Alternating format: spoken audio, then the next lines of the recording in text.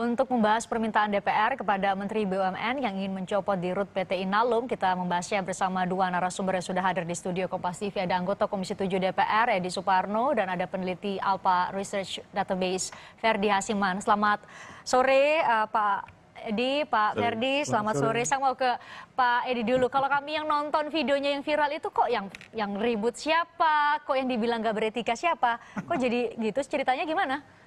Jadi kalau kita lihat kronologisnya, memang ada pertanyaan yang diajukan oleh anggota DPR Pak Nasir. Nah, dalam pembicaraan itu terjadi komunikasi yang lumayan intens karena Pak Nasir meminta informasi yang lebih dalam lagi. Nah, ketika kemudian informasi itu dianggap tidak sesuai dengan apa yang ditanyakan, kemudian terjadi dinamika dalam hal itu. Nah, sehingga berbuntut kepada pernyataan bahwa ya sebaiknya Bapak tidak duduk di sini, ya, dalam artian bahwa ya kalau tidak menguasai, ya kenapa memberikan penjelasan kepada kita? Mestinya ada orang yang lebih menguasai. Nah, tetapi dalam hal ini saya perlu sampaikan satu, yang disampaikan oleh Pak Nasir itu masih sesuai dengan agenda rapat yang sudah dijadwalkan. Agendanya apa? Menanyakan tentang beberapa hal terkait perkembangan pertambangan pasca COVID, termasuk juga masalah Freeport. Nah, itu yang didalami ketika itu. Jadi dari segi substansi, ya apa yang ditanyakan itu sesuai dengan apa yang diagendakan. Itu dari segi substansi. Ya. Dari segi cara dan intonasi, saya kira kalau nada suara. Cara dan intonasi, nah ini mungkin juga perlu saya klarifikasi. Bukan hanya Pak Nasir saja yang ketika itu juga terlihat sedikit meninggi suaranya, tetapi Pak Dirut Inalum pun demikian. Ya, sehingga terjadi debat di antara keduanya, ya, dan menurut saya Pak Dirut Inalum dalam hal ini, ya, saya anggap dalam hal ini agak terlalu kaku, ya, sehingga Pak Alex Nurdin yang ketika itu memimpin rapat, itu pun beliau meminta agar Pak Dirut tolong Bapak diam dulu, jangan menjawab dulu. Jadi sesungguhnya beliau diperingatkan juga oleh Pak Alex Nurdin di dalam rapat sebagai pemimpin rapat ketika itu. Dan itu tidak terekspos oleh media. Jadi mungkin dalam kesempatan ini saya juga bisa mengklarifikasi bahwa ternyata ya kedua belah pihak memang sempat terlibat dalam adu pendapat gitu. Ya, sehingga memang agak keras. Tetapi satu sisi ya Pak Dirut Inalum juga cukup keras dalam memberikan jawaban. Kalau disebut kedua belah pihak sempat berdebat panas, kenapa yang dilaporin soal etika hanya Pak Dirut Inalumnya, sedangkan Pak Muhammad Nasir ditegurkah soal etika juga kan? Ya, kalau memang ada proses di internal DPR, kalau memang ada yang merasa bahwa apa yang dilakukan seseorang anggota DPR itu tidak pantas, bisa dilaporkan langsung ke MKD. Ya, tetapi dalam hal ini justru kami sebagai anggota DPR, ya kami merasa bahwa dalam bersidang itu ada tata krama dan tata etika gitu. Jadi karena saling menghargai satu yang disampaikan tadi Pak Habibur Rahman itu sudah sikap dari Komisi 7. Sampai saat ini kami masih akan membicarakannya dengan pimpinan DPR. Mudah-mudahan dalam minggu yang akan datang kami akan berdialog dan pimpinan DPR untuk karena pimpinan DPR juga meminta masukan dari kami apa sesungguhnya yang terjadi. Meskipun secara faktual sudah ada rekamannya, ya, sehingga bisa dilihat. Tetapi rekamannya saya berharap akan diberitakan secara berimbang, karena juga ada tampilan dari Pak Nasir, tetapi juga ada tampilan dari Pak Petrus Orias yang tidak ditampilkan selama ini. Oh gitu, jadi ada bagian Pak Petrus juga nadanya tinggi, berdebat begitu ya. Pak Ferdi, ini Anda dari tadi senyum-senyum, paling ini sebuah perdebatan loh. Ini kan yang muncul ke publik ini kan kelihatan Pak Nasir tajam banget ya mengkritik Pak Orias, dan dia di dalam video yang sepenggal-sepenggal itu mengatakan Anda keluar aja dari ruang rapat. Ini kan menurut saya sesuatu yang nggak etis diperagakan oleh seorang wakil rakyat. Dan yang perlu diketahui bahwa Pak Nasir itu ngomong di panggung politik seperti itu, ruang politik komisi adalah ruang yang sakral loh. Jadi semua orang menonton. Jadi cara bertutur, kata-kata itu harus terukur gitu loh. Jangan sampai terjadi persepsi yang buruk di publik. Nah, pertanyaan saya, emang apa yang bermasalah dari jawaban Pak Orias? Kan dia udah ngomong. Jadi Inalum. Anda sudah nonton videonya? Saya udah nonton. Tapi kan yang dijelaskan Pak Edi tadi kan berbeda dengan yang ditampilkan ke publik kan. Yang saya tonton adalah Pak Nasir bertanya bahwa itu utang 5 miliar dolar itu dijamin nggak untuk dibayar? Nah, Pak Orias kan sudah menjawab dengan tegas, Mbak. Pak Orias bilang, saya akan membayar. Dan itu adalah sebuah taruhan seorang direktur. Ini direktur utama lah yang ngomong, dan ngomongnya di depan panggung publik. Itu mau menunjukkan kepada rakyat bahwa direktur utama Main8 bertanggung jawab jika tidak membayar utang Main8 ke pemegang obligasi. Karena waktu itu, waktu membeli 51% saham Freeport, itu menggunakan global bond. Dan menurut saya nggak ada yang salah dari jawaban Pak Oryas ya. Dan itu berarti juga mau menunjukkan pertanggungjawaban kepada pemegang saham gitu loh. Bahwa saya terpilih menjadi direktur utama, saya punya tugas yang pertama adalah membayar utang setiap tahun sampai 30 tahun. Kami kembali tayangkan, Pak Edi tadi bilang setengah-setengah kalau kita nonton di media sosial. Kami tayangkan cuplikan apa namanya? Saya nyebutnya apa, Pak Edi? Apa? Dinamika, bukan debat. Ya. Dinamika di Komisi 7 DPR RI. Tahun depan kita nggak bisa bayar, gimana? Kita harus cari cara untuk bisa bayar, Pak. Saya optimis bisa bayar, dan semua yang memberikan pinjaman optimis untuk bisa bayar. Hah? Utang lagi maksud Bapak? Kalau toh harus berhutang lagi dan ada yang memberikan hutang, itu opsi, itu termasuk salah satu opsi. Aduh. Kalau memang kita susah ya, tapi saya optimis bahwa akan bisa membayar, dan juga yang memberikan pinjaman optimis akan bisa membayar. Oh, kalau peminjam dipinjamkan terus ini barang.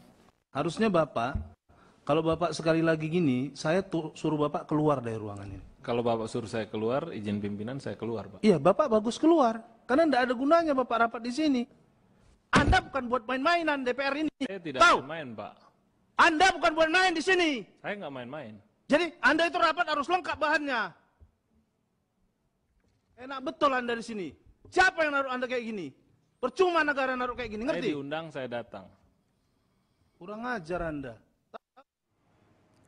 Nah, Pak Ferdi, Anda bilang tadi Anda sudah nonton utuh, itu sampai meninggi suaranya karena memang ada yang tidak jelas dari jawabannya Pak Dirut Inalum, atau ada sudut pandang lain? Saya kira jawaban Pak Dirut jelas ya, dan pengandaian Pak Dirut, Pak Nasir paham.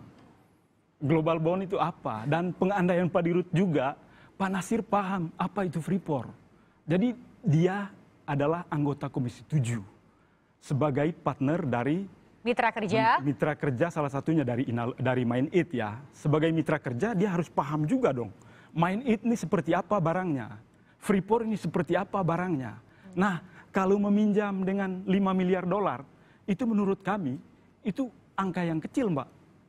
Dengan melihat prospek pertambangan kita di Grasberg Papua, underground yang nanti cadangannya 93%, itu Inalum saya kira jawaban Pak Oryas sudah sangat tegas bahwa dia mampu untuk membayar. Pertanyaan saya, Mbak, kapan Freeport merugi? Pak Edi pasti, kecuali tahun 2020 ya, karena ini pandemik ya, dia merugi. Tetapi kan ini titik puncak produksinya, artinya tambang open pitnya berhenti. Tetapi mulai tahun 2021 sampai 2041, itu Freeport itu untung dalam proyeksinya, itu di atas 2 miliar dolar. Itu artinya apa? Utang Main8 yang pakai global bond itu dibayar dengan menggunakan dividen, bisa menggunakan dividen dari Freeport, karena Freeport adalah salah satu perusahaan yang gitu profitable. Ya, saya kira bukan itu ya. Saya kira kalau kita lihat kembali, kalau kita tarik kembali lagi diskusinya sebelum apa yang ditampilkan tadi, justru pembahasannya itu berkisar pada beban hutang yang bertambah di Freeport. Makanya tadi kalimatnya kok jadi hutang terus ini. Ya, ketika kita terakhir bertemu dengan Freeport, hutangnya itu adalah 4 miliar. Ya, sekarang hutangnya bertambah menjadi 5,4 miliar. Jadi ada tambahan hutang baru, pinjaman baru. Untuk apa? Salah satunya adalah untuk akuisisi Vale, ya. Tetapi juga untuk membayar kembali sejumlah pinjaman yang lain, gitu ya. Yang mana menurut kalkulasi saya, dan mohon maaf, saya 20 tahun di perbankan, saya orang perbankan, saya orang pasar modal, gitu. Jadi saya paham betul. Untuk membeli kembali hutang yang belum jatuh tempo itu ada biayanya, dan biayanya itu bisa belasan juta dolar, gitu loh. Jadi itulah yang sesungguhnya ditanyakan, kenapa kok ada penambahan hutang baru, gitu loh. Nah, jadi bukan masalah hutang itu ada dan bisa dibayar, enggak. Tapi fokusnya adalah pada peningkatan hutang, sehingga kami sesungguhnya kaget juga, kok ada peningkatan itu, untuk apa? Nah, itulah yang kemudian ditindaklanjuti. Tapi Pak Nasir nggak menjelaskan secara detail soal penambahan utang yang kita nonton tadi itu soal utang global bondnya Freeport, Pak ya. Nah, ini terkait dengan divestasi Vale, karena ini bukan Inalum, bukan Main It loh yang pingin supaya dia berutang. Ini perintah undang-undang loh Pak Edi. Enggak. Jadi perintah undang-undang begini loh Pak, dengar dulu. Undang-undang mengatakan bahwa semua perusahaan asing yang sudah Oh berproduksi iya, itu saya paham. 10 tahun itu wajib didivestasikan. Kita ke baru dalam- meloloskan undang-undang minerba, jadi Ya, saya iya. paham betul itu. Jadi karena DPR cuman sudah kalau tidak meloloskan mampu itu- membeli, nggak usah memaksakan gitu. Itu. Enggak, saya Jadi bisa kira- diserahkan ke saya orang kira lain gitu. Kalau kita nggak mengambil Freeport itu rugi dong kita Pak. Di IPO bisa. Nah di IPO, bisa. IPO justru siapa yang bermain di IPO? Loh, kalau- 0,8% loh Public, ya? pemain Enggak, ini jadi- di pasar modal loh Pak. Enggak, tapi saya kira Jadi kalau saya kita- kira IPO bisa merugi kita Pak. Enggak, Jadi belum tentu. divestasi itu yang paling justru tepat itu diambil di alih kondisi oleh sekarang perusahaan ini, BUMN, Pak. kondisi ekonomi yang berat seperti ini, kenapa kita harus kemudian mengambil dana sebesar itu? Ya, oke, alhamdulillah dananya itu bisa kita dapatkan ya. Tetapi untuk mendapatkan dana itu keluar kos yang cukup besar. Tapi itu ingat yang kita Pak, permasalahkan. cash flow-nya Inalum besar loh. Kenapa itu? Cash flow. Flow-nya Inalum besar. Ya, tetapi kan berarti kita Dia punya- hambur-hamburkan Enggak, dong. bukan soal itu. Karena itu mau menunjukkan dia punya kesanggupan untuk membayar utang loh Pak. bukan masalah. Oke, itu soal substansinya. Ya, Kita ya. kembali lagi kepada cara. Itu kan soal substansi. Ketika di dalam ruang rapat komisi ada ketidaksetujuan atau perbedaan pandangan, apakah memang harus dengan cara Anda sebut tadi dinamika atau kami menyebutnya mungkin debat? Pak Ya, Edi. saya kira gini ya, setiap orang mungkin punya cara tersendiri ya. Ada yang mungkin seperti teman-teman yang lain yang mungkin agak lebih datar kalau bicara ya, ada mungkin lebih ekspresif kalau bicara. Saya kira itu sah-sah saja sepanjang apa yang kita sampaikan itu sesuai dengan substansi dari agenda rapatnya, tidak keluar dari proporsinya gitu ya. Jadi menurut kami ya kalau kita berdebat pun ya, misalnya kita berdebat lebih lanjut lagi di sini mungkin akan hangat juga. Tetapi bukan berarti bahwa ya kita ini melakukan sesuatu yang tidak beretika. Namanya juga debat, pasti adalah yang Oke, kalau lebih seperti itu tinggi. sudut pandangnya, kalau memang terjadi perdebatan dan itu sah-sah saja di Komisi 7, kenapa harus berujung dengan permintaan pengusiran, kemudian Bahkan permintaan pencopotan Nah, itu kepada menurut saya Menteri intervensi BUMN. politik loh, Mbak. Nah, Anda Itu menyebutnya ada- intervensi iya, politik. Kita bahas intervensi selanjutnya politik. di Kompas Petang, Saudara.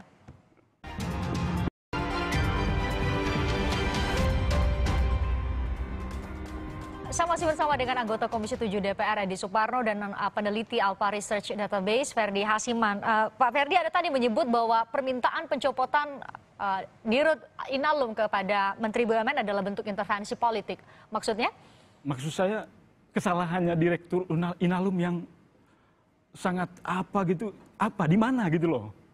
Apa dasar mencopot seorang direktur di BUMN? Saya kira kalau kinerjanya buruk, pemegang saham yang harus mencopot direktur, bukan intervensi politik. Kalau DPR bilang mengajukan surat dan meminta Menteri BUMN untuk mencopot Dirut Inalum, saya kira itu salah satu bentuk intervensi, Mbak. Dan itu harus Nah, ini dikelirkan, bentuk dijelaskan intervensi gitu loh. yang coba dilakukan oleh setidaknya anggota Komisi 7? Pertama, yang namanya intervensi politik itu mungkin tidak dalam konteksnya, karena bagaimanapun juga keputusan itu ada pada menteri untuk mencopot, mengangkat Tapi kalau pejabat di memberikan BUMN. permintaan? Kalau memberikan permintaan, saya kira pertama itu adalah mungkin disampaikan Itu oleh tekanan, anggota oleh individu ya, tetapi bukan sikap resmi dari komisi, karena sikap resmi komisi itu selalu di akhir rapat dengar pendapat ada kesimpulan. Dan itu kesimpulan adalah hasil dari pertemuan rapat dengar pendapat dengan mitra, dan itu hasil resminya. Di dalam hasil resmi tidak ada pernyataan seperti itu ya. Jadi bisa aja sah-sah aja orang mengatakan saya minta kamu diganti dan sebagainya. Orang secara umum pun bisa mengatakan tidak happy dengan seorang menteri, saya minta menterinya diganti. Tapi kan keputusan akhir ada sama presiden. Artinya kita harus jelaskan dulu mekanismenya. Jadi ada anggota Komisi 7 yang minta. Yang minta siapa, Pak? Muhammad Nasir? Yang tadi kan terlihat seperti itu ya, dan saya kira bukan hanya ini saja, kita lihat juga mungkin dalam beberapa rapat dengar pendapat mungkin di komisi-komisi yang lain pernyataan itu keluar, tetapi saya kira keluar itu mungkin adalah pandangan pribadi seseorang, Ya, itu harus bukan dikelirkan, saya kira, Pak. sikap resmi daripada komisi gitu. Tapi untuk benar-benar terwujud sampai kepada pencopotan itu mekanismenya seperti apa? Kita tidak berwenang. Saya kira Kita tidak DPR berwenang nggak karena punya pada wewenang akhirnya untuk itu, kewenangan Pak. itu kan ada di tangan Menteri BUMN ya. Tapi ketika ada permintaan dari anggota DPR sebagai pengawas mitra kerja dari BUMN kepada menterinya, itu Anda melihatnya Ya, seperti itu apa? pressure, tekanan politik, intervensi saya bilang. Makanya harus dikelirkan dulu. Jadi DPR punya sikap atau enggak. Kalau bersurat dan meminta seorang direktur Main It untuk dicopot, itu nggak masuk akal. Itu bukan wewenang dia gitu loh. Yang mencopot seorang direktur itu pemegang saham, dalam hal ini Menteri BUMN. Dan Menteri BUMN saya kira punya parameter, variabel untuk mengukur kinerja seorang direktur. Itu Mbak.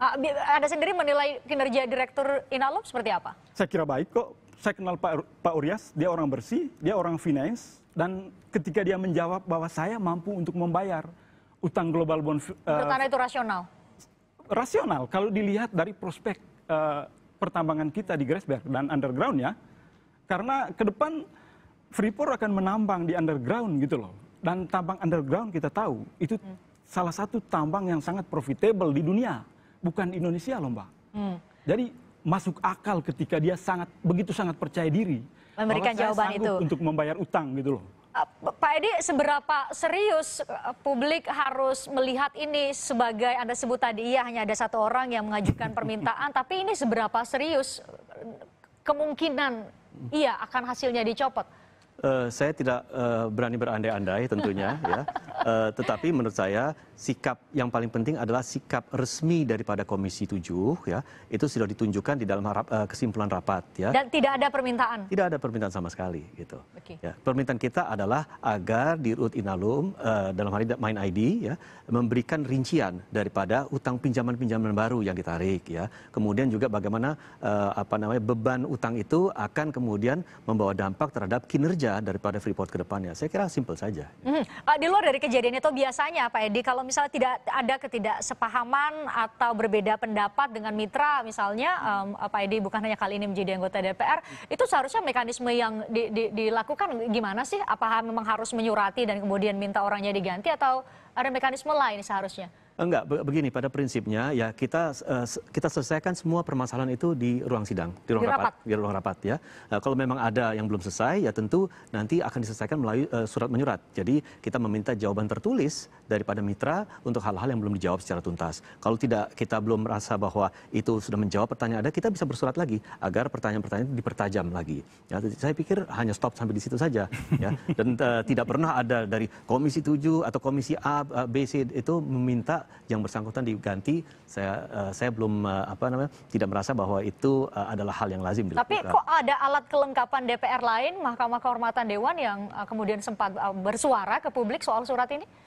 Tentu, saya sebaiknya baru bisa menjawab lebih baik lagi ketika kita sudah memberikan klarifikasi kepada pimpinan DPR sesuai dengan permintaan pimpinan DPR untuk bertemu dengan pimpinan Komisi 7 pada minggu depan. Pak Edi bisa jelasin gimana sih permintaan surat dari anggota DPR kepada MKD atau dari komisi kepada MKD? Itu gimana mekanismenya? Pertama, untuk menulis surat keluar itu tidak bisa dilakukan oleh komisi langsung. Ya, jadi komisi menyurati pimpinan DPR, kemudian pimpinan DPR menyurati siapapun, apakah itu kementerian ataukah mitra dan lain-lain itu. Nah, itu yang bisa dilakukan. Jadi mekanisme seperti itu. Nah, jika memang ada pengaduan ya yang perlu ditindaklanjuti, tentu kalau pengaduan internal terkait etika dari anggota DPR itu diadukan oleh seseorang kepada MKD. Dan itu bisa dilakukan kemudian tindak lanjut, kemudian disusul dengan pembahasan di tingkat MKD gitu ya. Kalau memang ada informasi yang sekarang mungkin diperoleh terkait tata cara atau beretika yang tidak baik, ya saya itu diserahkan sebenarnya pada MKD untuk membahas. Tentu saya tidak bisa mengomentari karena saya bukan bagian dari MKD saat Anda ini. anggota Komisi 7. Ya. Pak Ferdi, menurut Anda dinamika menurut bahasa Pak Edi tadi seharusnya bagaimana berakhir? Saya kira ya anggota Komisi 7 ya wajar ya mereka bertanya kepada Dirut Main ID ya. Tetapi itu harus disampaikan secara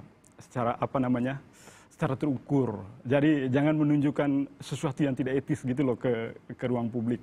Karena ini kan anggota DPR ditonton oleh publik gitu loh. Mengeluarkan kata-kata kurang ajar kepada seorang direktur itu sebenarnya hal yang nggak wajar. Kalau berbeda pandangan itu menurut saya sah-sah saja.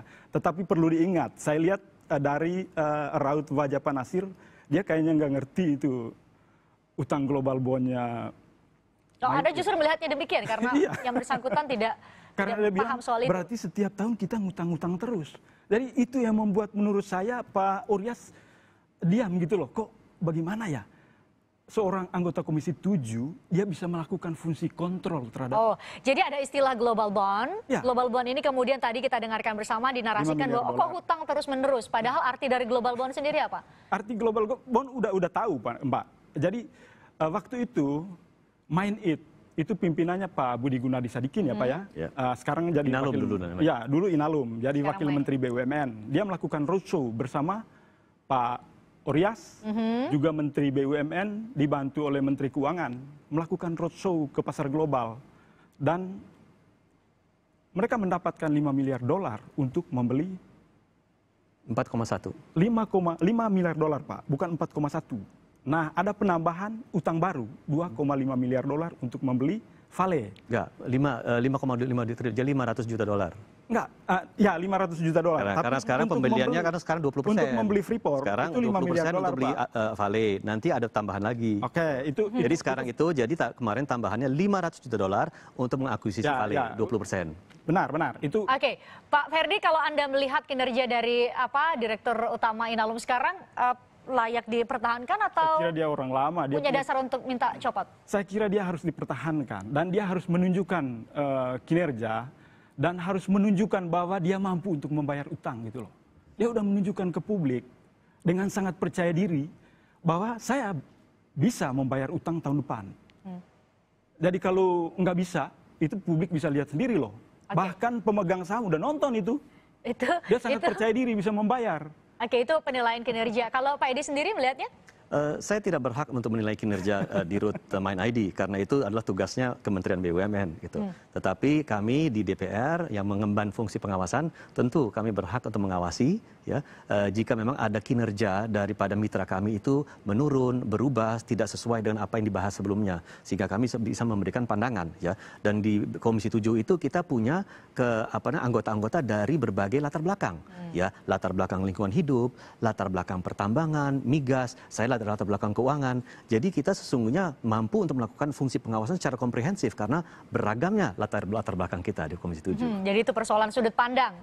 Oke, terima kasih Pak Edi, anggota Komisi 7 DPR RI sudah hadir. Kemudian Pak Ferdi Asiman, peneliti dari Alpha Research Database sudah hadir di Kompas Petang. Terima kasih. Dan saudara, usai jeda kami akan kembali dengan informasi lain terkait dengan ratusan orang yang menonton konser Rhoma Irama di Bogor